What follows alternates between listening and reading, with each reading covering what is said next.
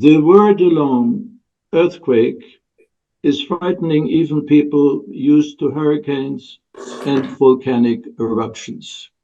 Earthquakes, despite artificial intelligence and sensors, are irrational, often invisible, and unpredictable. Since 1950, Italy lost 6,700 citizens in earthquakes. The last national earthquake in central Italy cost 23 billion euros in damage. It does seem like Italy's underground is permanently grumbling and rumbling. Just nobody knows when the next mega hiccup will happen. Giuseppe Morabito, a former Italian general, is not only an expert in defense and peace, but he's also a founding member of the Institute for Global Security and Defensive Affairs. In 2020 and 2021, during the pandemic, he was appointed emergency director of the Rome Civil Protection Department. The general, who served for years in various NATO commands, including a senior Italian representative at the NATO Defense College in Rome, is now with us on the air, and I will ask some questions, and he will explain to us the problems of earthquakes in Italy and the protective measures. Buongiorno, Generale. Buongiorno, Bella Italia. My first question will certainly provoke an extensive answer. General, what are the most effective immediate response strategies following the large earthquakes that occurred in various Italian regions? Okay, first of all, buongiorno, salam alaikum, and congratulations for the beginning of Ramadan to my Muslim friends online in this moment. After a seismic event, the first information necessary for immediate intervention activities in the sites is at the sites of an earthquake, extent and location of the damage. Which is very important. This is very important because we will say several times today this sentence: sites, extent and location. It's very important to know immediately this data. And for this reason, assessment tools built on this basis of simulation of damage scenario and independence, allowing us to plan, manage, and emergency response in time. These tools must be associated with rapid damage assessment activities. So, what is important in Italy, what is important all over the world is to have this information immediately. In Italy, we have a system that is called Mercalli, Canali Seismic Scale, that indicate the damage and that the earthquake in respect of this intensity can create. The first hours following the earthquake is the fundamental importance to know as soon as possible the dimension and the event and the impact on the territory and on the population in order to be able to size up the relief efforts and organize it adequately. What does it mean exactly? In Italy, there is a system, group of people that can intervene immediately on their area of earthquake. So in each village, in each town, there are police forces. In each province of Italy, there are fire brigade that are in Italy, the one that are in charge for intervene. There are forces of civil protection that intervene on immediately without any order, but it is necessary to know what is necessary to indicate immediately to act in the near region to intervene in the area. So I want to reinforce the forces that are in the place in this moment. The civil protection of national as a territorial information system capable to generating a simulation scenario in a few minutes and estimate the consequences. We can say We can have this in 10 minutes, no more than 10 minutes. The report contains data, maps, and information regarding the municipality within 100 kilometers from epicenter. Epicenter is the center of the earthquake. And what is important, but we can have immediately a description of the territory, because we have a map of the nation. We can have an answer to seismological zones. We can have an idea of the deterioration of a building. And now I say the word that is important, but you know exactly what does it mean: exposure.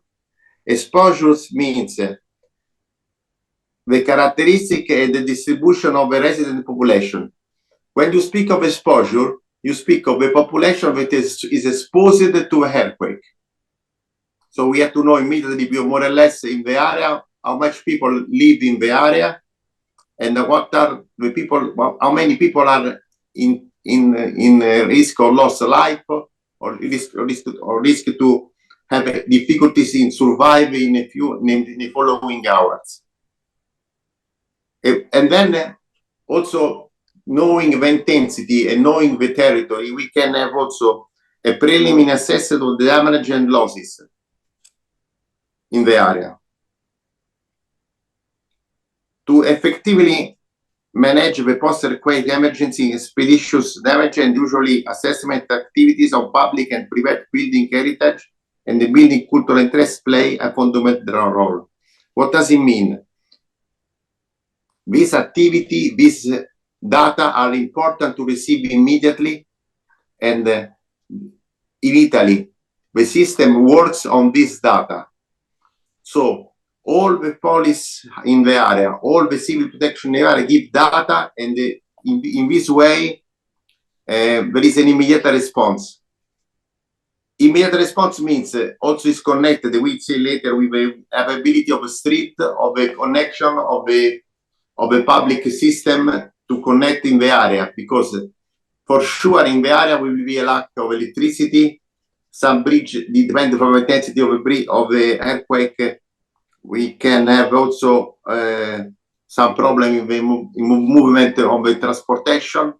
And anyway, in Italy, the main body in charge to intervene is the fire brigade. But this fire brigade is the system that in Italy has a responsibility on the capacity of the building and on the capacity of the road. So what I want to say, all the people are in charge for intervening, can intervene, but it is important not only the people that are on the ground in this right moment, but what people that can move in the area of earthquake in a few hours after the earthquake from the vicinity, from the surrounding.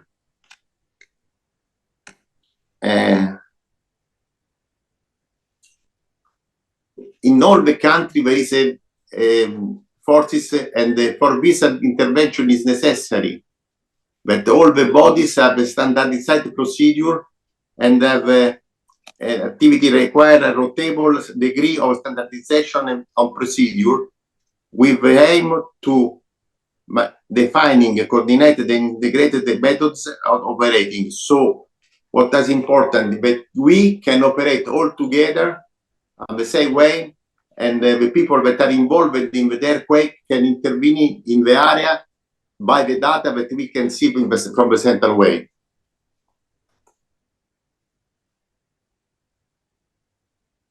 General, how can we design earthquake-resilient infrastructure considering local conditions and materials?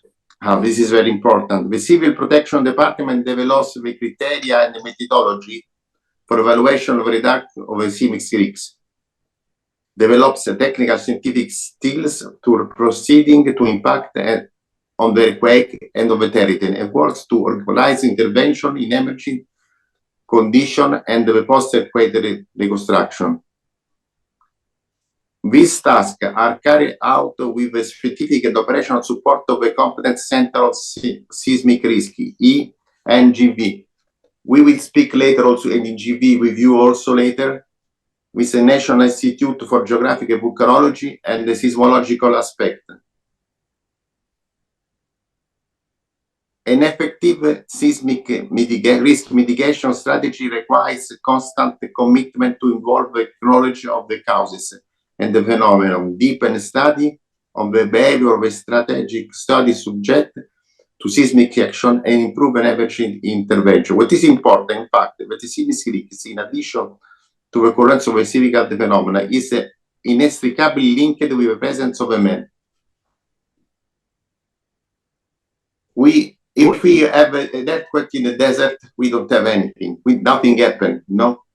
So it is important that in a country very, very urbanized, the problem is to know what is happened and what is occurred. And I want to say in another way, to implementing adequate policies to prevention and reduction of seismic risks. We have to implement this policy.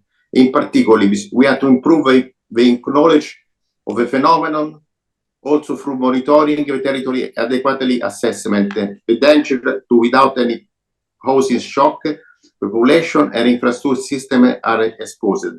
It's important to implementing the policies to reduce the vulnerability in order to building relevant buildings. It is important to know how many schools there are in the area, monument, asset, strategic building, other.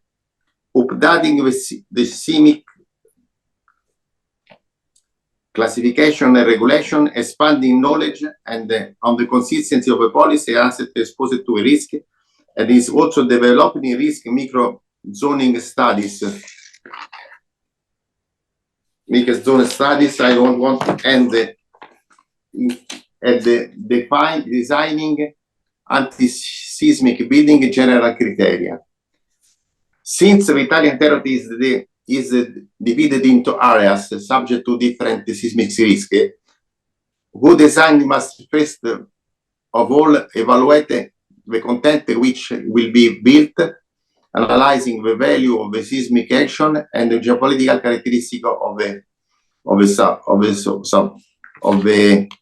subsoil.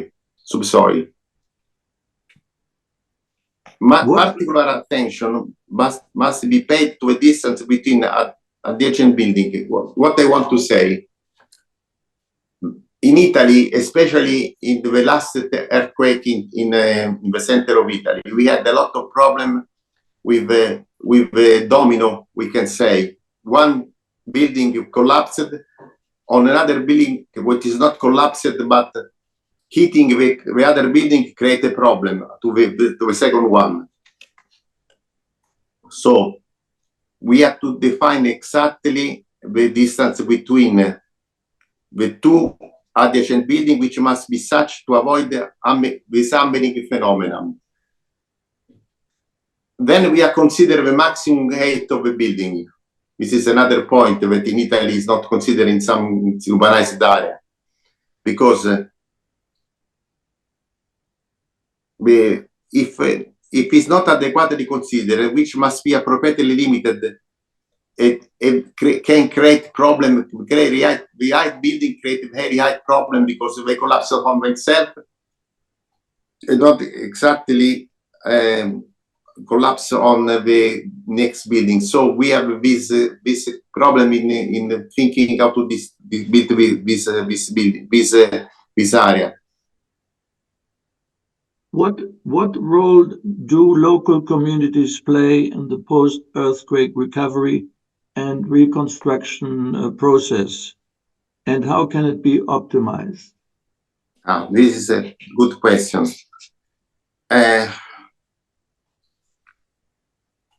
Framework partnership agreement to encourage the involvement of the communities and the local social economic fabric in the reconstruction process, in particular the most affected municipalities where the action starts, are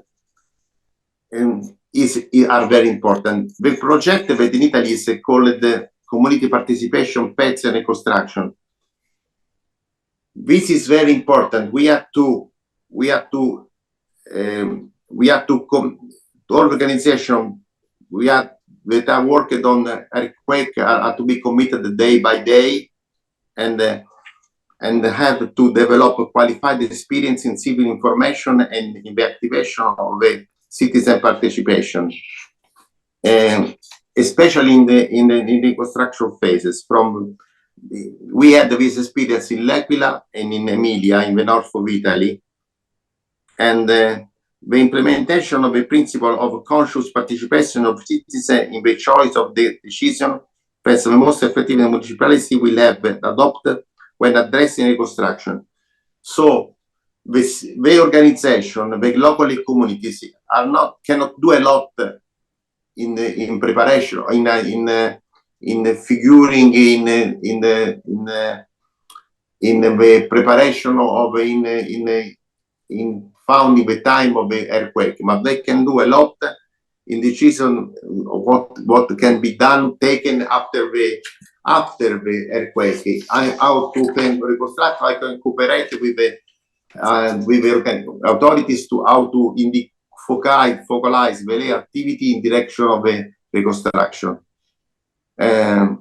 especially in the post-seismic emergency activity require a notable degree of standardization. So with standardization is important, but the civil organization can help a lot following and indicating to authorities what they can do, what they can do, and what they can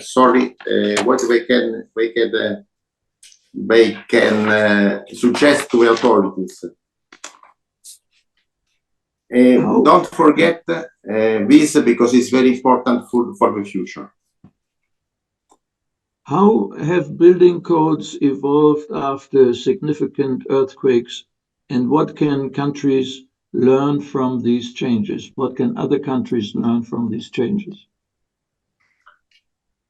In Italy, we have learned one thing very important. We have to, immediately after the earthquake, immediately after the first states, we have to nominate a commissioner.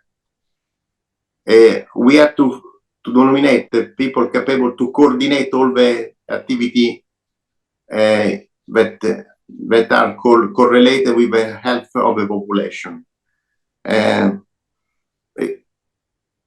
The consolidated law on private reconstruction, we have to nominate a commissioner and to follow the law or prepare what the other nation can learn. The other nation can learn how to act and how can they structure the law in order to follow immediately after the event. And what is important, Italy or select this commissioner, and the order of the commissioner have to be followed immediately, and have a contingency necessary, because they have characteristic of contingency and the urgency character, and they are linked with different phases. We are first aid, in which at the very beginning, but that immediately after they have to consolidate the activity and to define how to support it and how to prepare to reconstruction, and then the commissioner to follow the reconstruction and of the area, and then to also to identify the social need of the population. We have to, the suggestion for the other nation is, if possible, to have the consolidated law, and they have to update the law, clarifying and simplifying the law in according with the order and the temporary phase of the reconstruction immediately after the earthquake. In what ways, General, can technology such as early warning systems and this now very famous and popular artificial intelligence? Sorry, I have a collapse of my computer. Oh, thanks. Sorry, can you repeat your question, please? Yes. In what ways can technology such as early warning systems and artificial intelligence, which has now become very à la mode, to use to minimize the impact of future earthquakes? Is high tech the answer? Okay, what is very used in this moment, but even today, the earthquake, despite this technology, is very difficult to prevent. The only way to prevent the impacts of both territory and the population is through the implementation of good management and warning system. Warning system is very important. In Italy, we had a lot of discussion about now of the use of this warning system of the mobile phone. The technology have led to both a development of the seismic risk management system. A reduction of the risk itself. Information is an excellent prevention system, but we have to be sure that it makes the citizen aware of, consequently protected. What does it mean? You cannot predict an earthquake, but and so what is happening now in Italy? For instance, I give an example. In this time, we have a lot of flood in some area, and we can inform the population that in some area the river in the vicinity can exit from his way and create problem. And we have developed the system with an alarm system that it was very discussed from the people who want to protect the private life of the population. But now what happened in Italy? The civil protection can send a message, can send an SMS, short message, telephone message to all the mobile phone in the area. So all the mobile phone in the area of this risk can receive a message, and this is important for fire, for floods, but it's not impossible to prevent an earthquake. So we can only inform the population that an earthquake is occurred in the area, because what is happening several times. The first earthquake is dangerous, but when we have some population not realize, or some population is not the big thing to be affected, but the earthquake move in some direction, and the population has to be informed. It doesn't work with earthquakes, but works in other way, for other risks.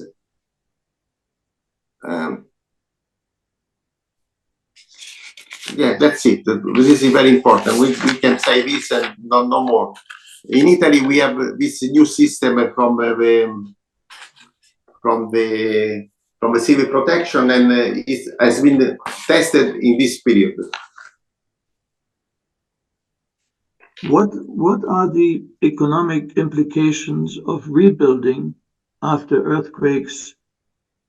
And how can funds be allocated most effectively? If you look back in the history of Italy, did it work out well? You said something at the beginning. Italy, the last earthquake, had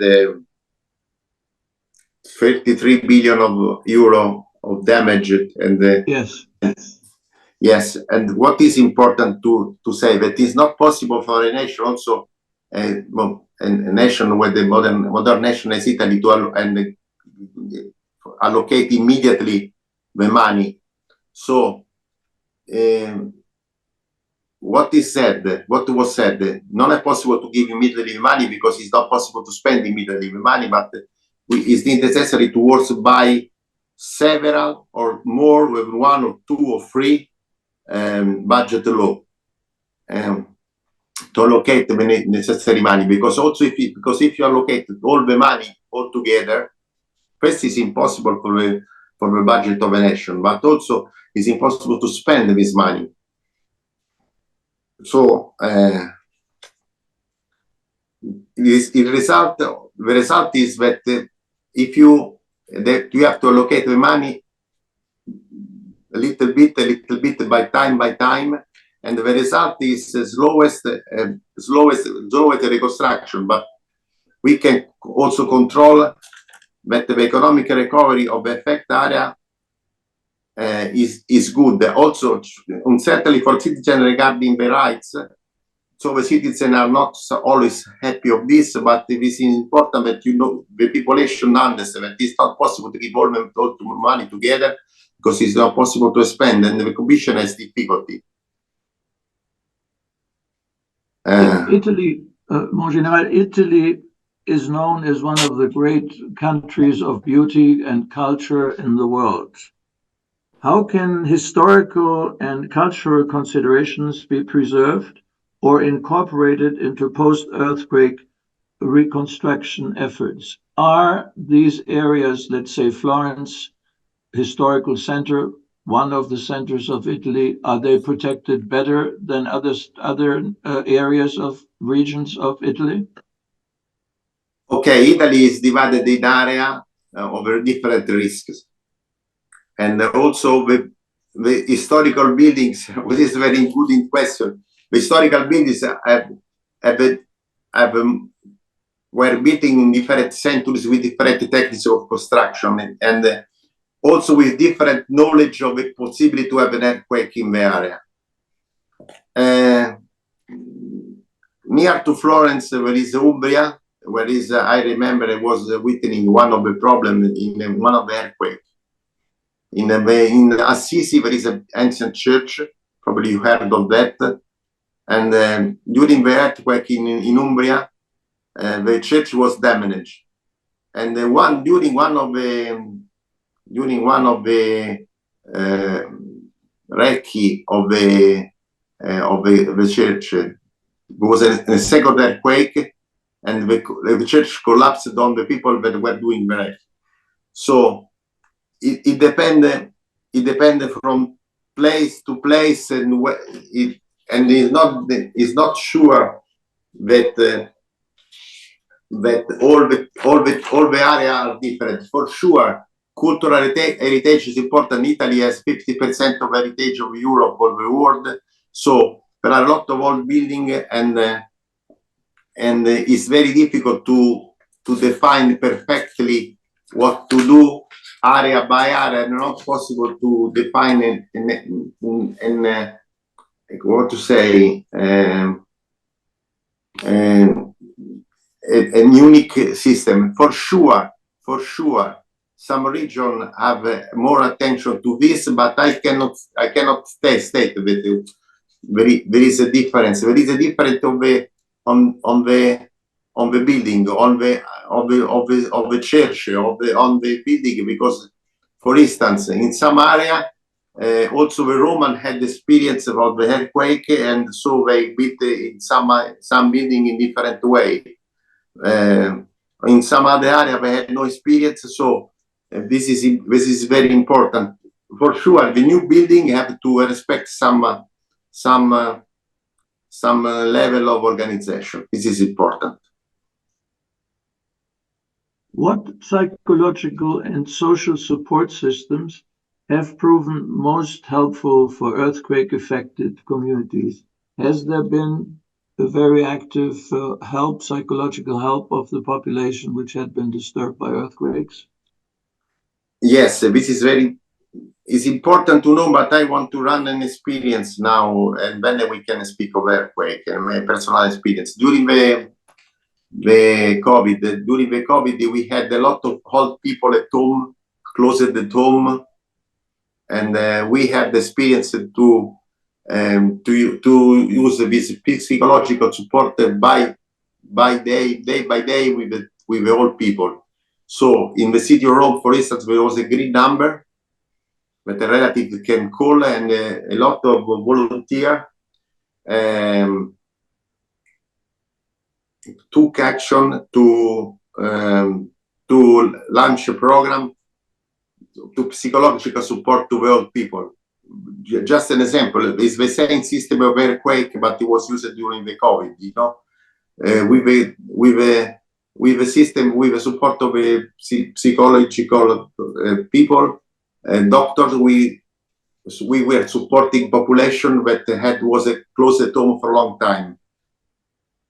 So, because all the region, autonomous region in Italy, have this volunteer team of people that are associated with the authorities. And all the regions have launched the program for the physical and physiological protection of the affected citizen. To protect the dignity of these people, and especially to distribute information regarding stress management. What is important, and to make a triage of the population, triage concern the set of parameters that the operator must use to clarify the subject based on the severity and critical condition, and whether or not the therapeutic intervention that are important with the population. Why I want to tell you one thing that is important.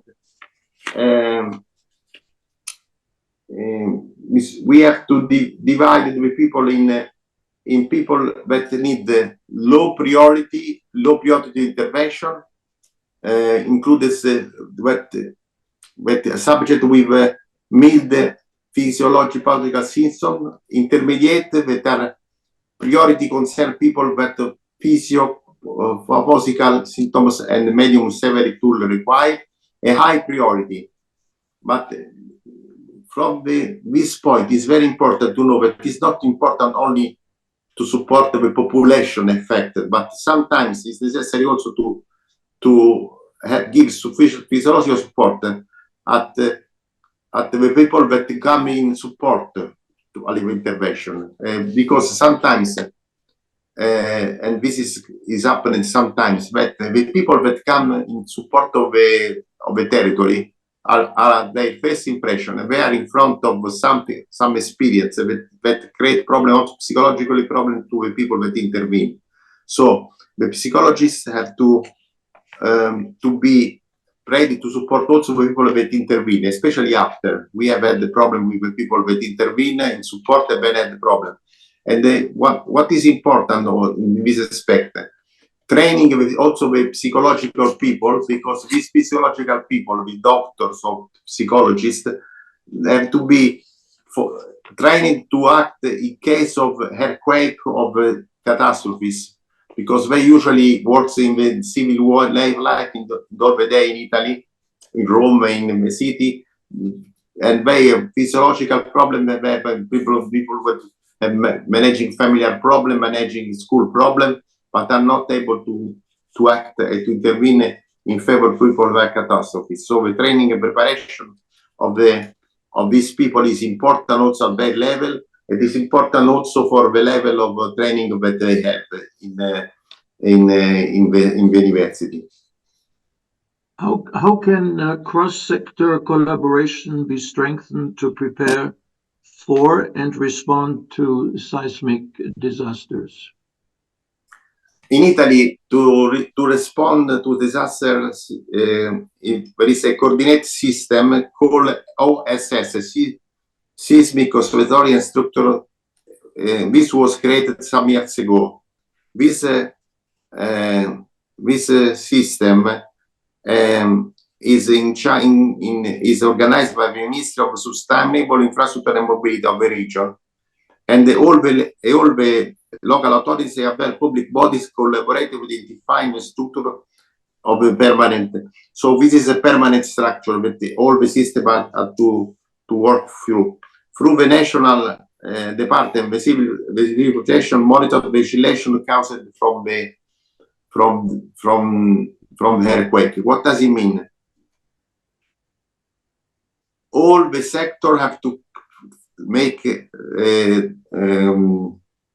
refer to this central system, and this is a system has also identified in the territory with major risk in Italy some building where they have the special machinery that control the earthquake. So in the school, in the municipalities, in the hospital, and there are also 4 systems that can be moved from the center to the area of earthquake to record what is happening, and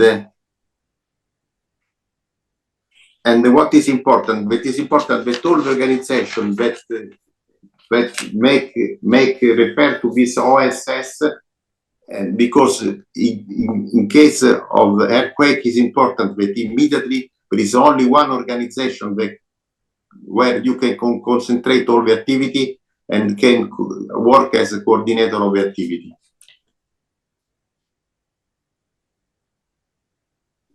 General, what long-term, the last question, what long-term urban planning strategies should be considered to manage the risk of future earthquakes? Since we know that it's impossible to stop them, how can you try to control it? Italy will present one of the highest seismic risk both in European and at the global level. This risk is not only linked to the frequency and the intensity of earthquakes, but also to the vulnerability of a country building. Urban policies can help to prevent earthquakes by increasing seismic safety measures and infrastructure, adopting a more rigorous construction standard and providing information on seismic risk and of residents.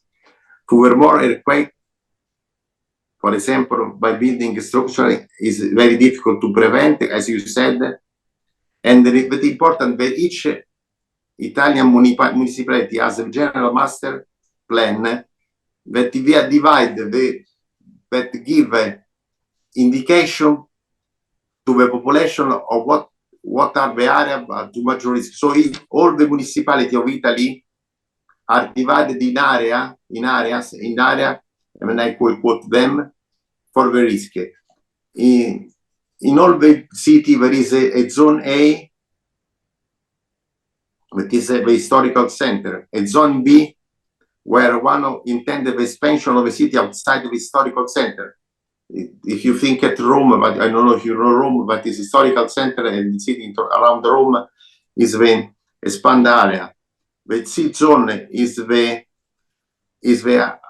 artisanal industrial area around the city center. Then is indicated the D zone, that is the production settlement, and the E zone, that is the agricultural area. This document defined the 5 areas and the general rules and provision of the management, what you can build in this area, how you can build in this area, what has the risk in this area. And this plan that is as marked into account the environment, social and the cultural condition existing in the territory.